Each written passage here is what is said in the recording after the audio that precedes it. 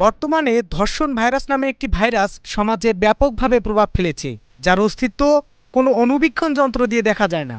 ভাইরাসটি প্রকাশ পায় সমাজের কিছু অসৎ মানুষের শরীরে, যার প্রভাব কিছুদিন ধরে অতিরিক্ত হারে বেড়ে চলেছে।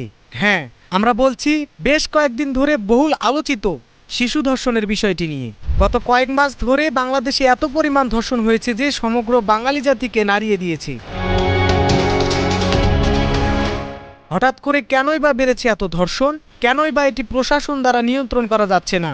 বর্তমানে বাংলাদেশে ধর্ষণ বৃদ্ধির কারণ হলো ধর্ষণের মামলার বিচার প্রক্রিয়া ধীর ও জটিল, পুরুষতান্ত্রিক মানসিকতা ও নারীর প্রতি বৈষম্যমূলক দৃষ্টিভঙ্গি, যৌন শিক্ষা ও সচেতনতার প্রভাব, আগ্রাসী ও ক্ষমতা প্রদর্শনের মানসিকতা, মাদক ও অ্যালকোহলের অপব্যবহার, সোশ্যাল মিডিয়া ও ইন্টারনেটের মাধ্যমে যৌন হয়রানি, পর্নোগ্রাফির নেতিবাচক প্রভাব, আইনশৃঙ্খলা পরিস্থিতির অবনতি ও নারী ক্ষমতায়ন ও লিঙ্গ সমতার প্রতিষ্ঠা।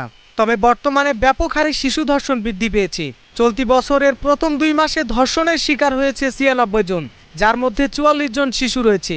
মানবাধিকার সংগঠন আইন ও সালিশ কেন্দ্র আশোক এর তথ্য অনুযায়ী 2025 সালে জানুয়ারি মাসে সারা দেশে ধর্ষণের শিকার হয়েছে 39 জন নারী।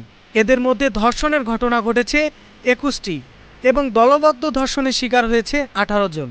ফেব্রুয়ারি মাসে ধর্ষণের ঘটনা ঘটেছে 57টি, এর মধ্যে সংঘবদ্ধ ধর্ষণের ঘটনা ঘটেছে 17টি। ধর্ষণের পর হত্যার 2টি ঘটনা ঘটেছে। এদের মধ্যে 5 জন প্রতিবন্ধী কিশোরী ও নারীও রয়েছেন। বাংলাদেশের গণমাধ্যমে প্রকাশিত গত কয়েকদিনের সংবাদ পর্যালোচনা করলে দেখা যায় শিশু, গর্ভবতী নারী, বিশেষভাবে অক্ষম নারী কেউ রেহাই পায়নি যৌন হয়রানি নির্যাতন থেকে। সম্প্রতি 5ই মার্চ মাগুরায় বোনের বাড়িতে বেড়াতে এসে ধর্ষণের শিকার হয় 8 বছর বয়সী এক শিশু। পরবর্তীতে 13 মার্চ দুপুর 1টার দিকে সম্মিলিত সামরিক হাসপাতালে শেষ নিঃশ্বাস ত্যাগ করে শিশুটি। এই নিয়ে সারা দেশে তোলপাড় উঠেছে। গত 7ই মার্চ চিপস কিনতে গিয়ে প্রতিবন্ধী তরুণীকে সংঘবদ্ধ ধর্ষণের অভিযোগ উঠেছে। এর পরের দিন খাবার ও বেলুনের লোভ দেখিয়ে 2 শিশুকে ধর্ষণের অভিযোগে এক বৃদ্ধকে গ্রেপ্তার করা হয়। এই একই দিনে ফরিদপুরে সাইকেলে ঘোরানোর কথা বলে শিশুকে ধর্ষণের অভিযোগে এক কিশোরকে আটক করা হয়েছে। আবার 9 মার্চ গাজীপুরে 8 বছরের শিশুকে ধর্ষণ করে ভিডিও ধারণও করে ধর্ষকরা। একই দিনে সীতাকুণ্ডে কলেজ ছাত্রীকে ধর্ষণ চেষ্টার অভিযোগে ও নরসিংদীতে 3 দিন আটকে রেখে গর্ভবতী নারীকে সংঘবদ্ধ ধর্ষণের অভিযোগ উঠেছে।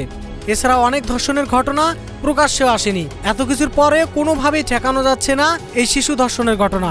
আজ সমাজে নারীরা কোনোভাবেই নিরাপদ নয়। কবে সমাজের মানুষ এই ধর্ষণ ভাইরাস থেকে মুক্তি পাবে? ডেস্ক রিপোর্ট, এই সময় টিভি, ঢাকা।